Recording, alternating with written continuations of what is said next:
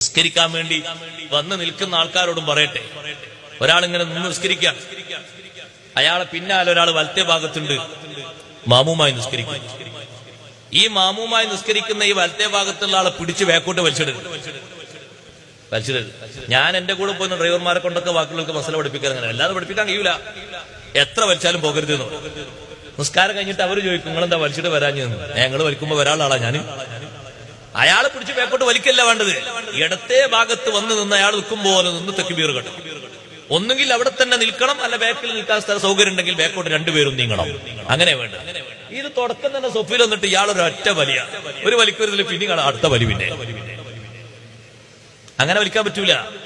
സൊഫിൽ ഒറ്റക്കാണെങ്കിൽ പോലും നോക്ക് നിങ്ങൾ, സൊഫിൽ ഒറ്റക്കാണ് ഒരാൾ നിൽക്കുന്നതെങ്കിൽ പോലും തക്ബീർ കെട്ടിയ ശേഷമാണ് ഒരൽപ്പം കാല് മുന്നോട്ട് വെച്ച് ഒരാളെ പതുക്കങ്ങനെ വലിക്കേണ്ടത്.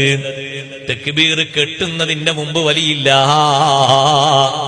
തക്ബീർ കെട്ടിയിട്ടല്ലേ അയാൾ നിസ്കാരത്തിൽ ചേരുന്നത്. മുമ്പ് തന്നെ വലിച്ച് ബേക്കോട്ടാക്കാൻ പാടില്ല. വലിച്ചതിന് ബേക്കോട്ടിരുന്ന ആൾക്കാരെ വലിച്ചു ബേക്കോട്ടിടാൻ പാടില്ല. അപ്പോ എല്ലാരോടും എനിക്ക് പറയാനുള്ള എന്താണെന്നറിയോ, വലത്തെ ഭാഗത്ത് വന്ന് നിൽക്കുന്ന ആള് എത്ര വലിച്ചാലും ബേക്കോട്ടേക്ക് പോകരുത്.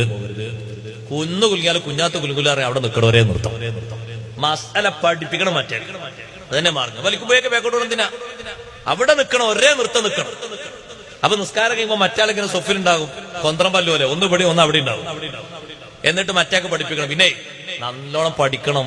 കുറെ തിന്നിട്ട് വലുതായാ പോരാ, പഠിക്കണം. നിസ്കാരത്തിന്റെ മസലെങ്കിലും പഠിക്കണം.